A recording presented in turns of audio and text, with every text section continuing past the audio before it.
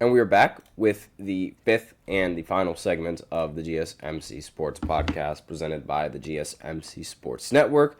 And in this fifth segment, we're going to recap all of the NBA games that happened yesterday. I'm just pulling up the box scores for all of these games. And to answer that last question from Ash Owen, he said the player comparison for Jimmy Butler would be D Wade. That is not true. No, that is not it. He's closer to Paul Pierce, if anything, than Dwayne Wade. And the only difference between that is that he can somewhat play defense, and you just swap the defense for three-point shots, really, between those two players. That's a much more fairer comparison, at least in my opinion. Like, a Paul Pierce with defense, really. Like, no, he is not like Dwayne Wade. No, I refuse that. No. D Wade, and this is what I'm talking about when I say that Jimmy Butler is incredibly overrated, because we get comparisons like this. Like, no, that is just not it. But that's all that I had to pickpocket on. Now, yesterday's games, rather surprising. We're going to start with the most surprising, the Lakers losing to Dallas when Dallas did not have Kyrie or Luka Doncic. Now, Dallas entered this game 1-13 without Kyrie or Luka. And of course, they beat the Lakers by almost 10 plus points. Of course that happens, because I swear the Lakers are unbelievably, they're so, what's the word? Jimmy Butler is, Paul Pierce is more clutch than Jimmy. And so what, we're saying that Dwayne Wade isn't clutch? Is that what we're saying? We're saying that Dwayne Wade is not more clutch than Paul Pierce? That's blasphemy if you say that. That is absolutely blasphemy if you say that. And yes, Paul Pierce is, you can make that argument that Paul Pierce is a little bit more clutch than Jimmy. You could also make the argument that Jimmy Butler is also clutch in his own way. He's had clutch moments in the postseason. I'm sure everyone in the media knows those clutch moments, but, it's around the same scale, at least in my opinion. But back on this Lakers versus Mavericks game, jeez, the Lakers, they were terrible. They got outscored by a lot. LeBron probably had the dunk of the year in this game, but again, he's 40 years old, 18 points, 10 rebounds, 8 assists. He's the greatest basketball player of all time. Anthony Davis, 21 points, 12 rebounds, but guess what? Nobody else on the team could score, and that was a big reason why they ended up losing this game. Klay Thompson hit 3 straight three-pointers, and that was basically all for Klay Thompson. He's saying Wade deferred to Braun in Miami. I have no idea what you mean by... Oh, you mean by in the clutch. Actually, no. There was a play where LeBron gave the ball to Dwayne Wade, and Dwayne Wade said, "Everyone get out of my way." He drew a foul, got an and one, and ended up winning the game in the end. And of course you're going to defer to LeBron, because LeBron is the most clutch player and the best player in the history of the NBA. But let's not act like Dwayne Wade is not a clutch player, and let's not act like he has not had his clutch moments in his own right, and especially in the postseason. Remember, he won a championship before LeBron did. So we're not going to just highlight Dwayne Wade's career when he was playing with Braun. We're going to take all of it, and Dwayne Wade has had a lot of clutch moments. So we're not doing that. We're not doing that. We're not going to act like Dwayne Wade is not clutch. No, we're not going to do that. For the Mavericks, Quentin Grimes, he ended up getting 23 points. PJ Washington Jr. had 22 points. And, of course, that was enough to beat the Lakers, because the Lakers are so bipolar in winning a lot of these games. It's unbelievable. Speaking of Miami, the Heat, they ended up beating the Warriors, because the Warriors are not as competent of a team as you think. And they did it, of course, without Jimmy Butler. Tyler Hero had 14. Jamie Jacquez Jr. had 18. Bam Adebayo had 19 and 9. And Nikola Jovic, not Jokic, Jovic, ended up getting 20 points, 6 rebounds, and 4 assists. Now, Curry for the Golden State Warriors, he ended up dropping 31 points, but it was not enough against the Miami Heat, because this team is not good. Dennis Schroeder is still playing bad basketball, 2 for 10, 1 for 7. And again, this team is not as good as people thought they were in the beginning of the year. Houston, they ended up beating the Washington Wizards, because of course they did. The Wizards, they only had one 20-point scorer, and that was Corey Kispert. Aside from that, there was no Jordan Poole to try and bail them out. And the Houston Rockets, they ended up winning this game 135-112 with the help of Sengun dropping 26, 10, and 6. Thompson dropping 20 and 15. Amon Thompson, by the way. He said, I'm not hating on Wade. I'm just saying Jimmy could coexist with Bron like Wade did. No, he could not. No, he could not.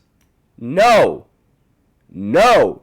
D-Wade is a finals MVP. He was a finals MVP before he even played with LeBron. No, he could not. No. We're not doing that. No, Jimmy could not coexist with LeBron like Wade could. He could not. No, he could not. They both need the ball 24/7. That is not what's going to happen. And Jimmy Butler has too big of an ego to take a back seat. He is not going to do that. I guarantee you he's not. No. But regardless, Jalen Green, he ended up dropping 29 points in this game, and Fred VanVleet had 19 and 12. Now, should be noted that their all-caliber rookie Reed Shepherd, he ended up playing in the G League. The reason why he was playing in the G League is because the rotation at the guards, like the Houston Rockets are an incredibly deep team. They have a lot of good guards in their rotation, and they can't put him in that rotation right now. So he needs to get some of his reps in the G League. He had like 50-something points in the G League.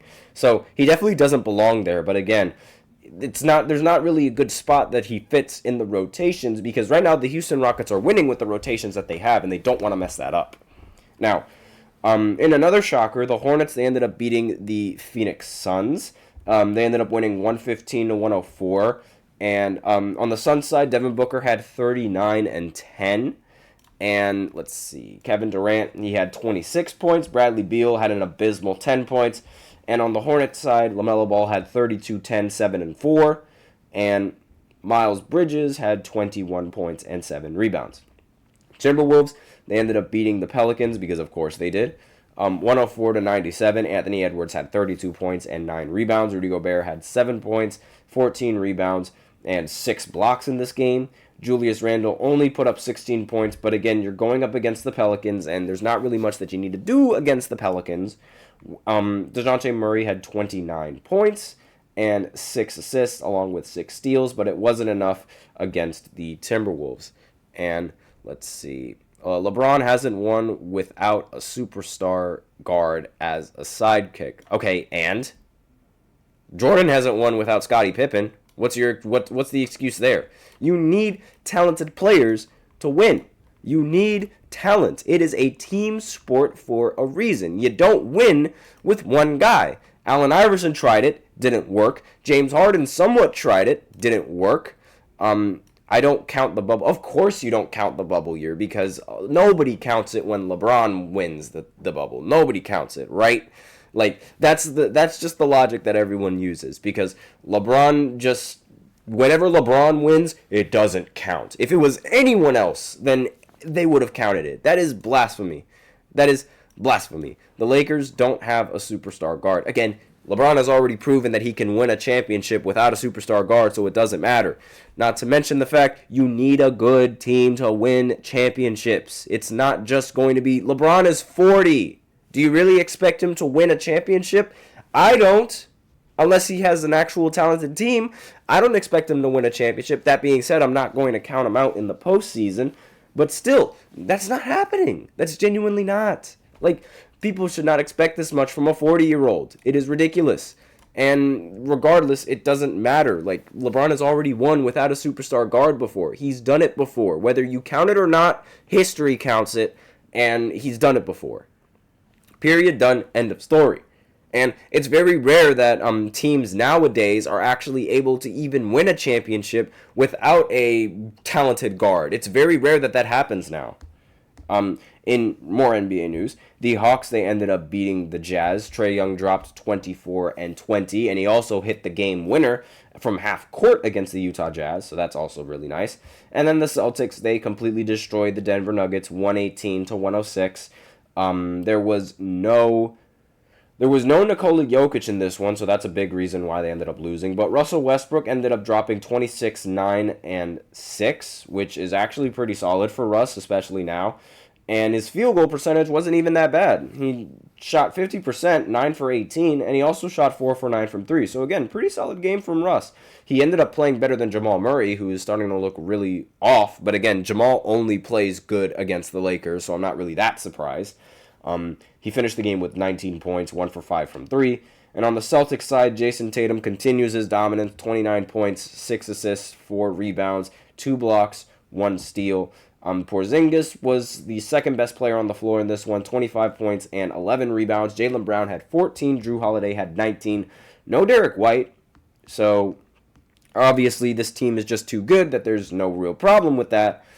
And that was basically it. Heat made the finals that year. They were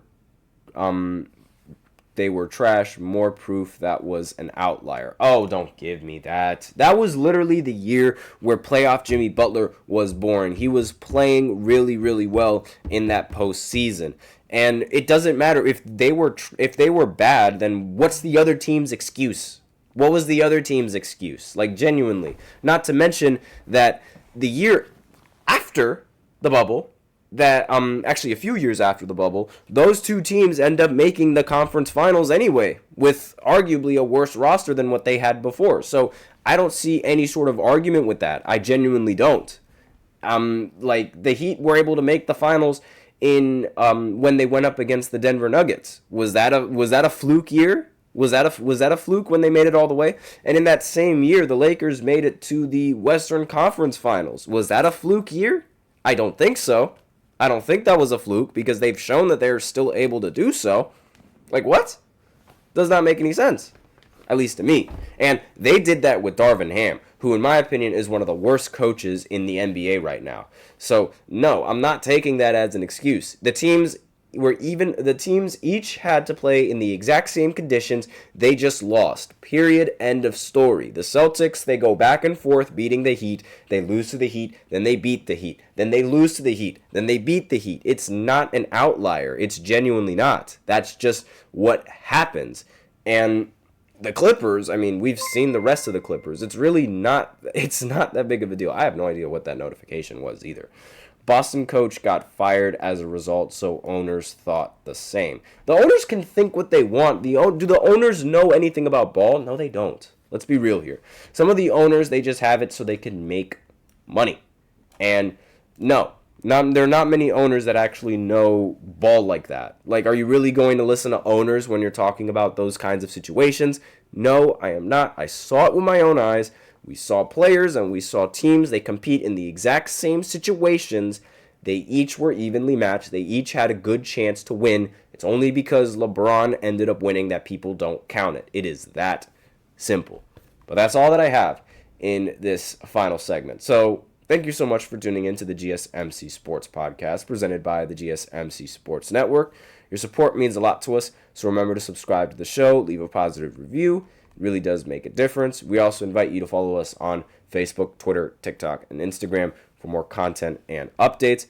As usual, we love to hear what you guys have to say during the show, whether it's a hot take, a burning question, something you're dying to share. We're all ears. If you really want your comment and or question to get noticed, then I recommend using Super Chat, or you can use the link displayed below the ticker, gsmcpodcast.net, to send in your comments and donations that way. Either or really helps the show. That's all that I have for today on this final segment. Thank you so much for tuning in. I am your host, Nelson, and as always, take care.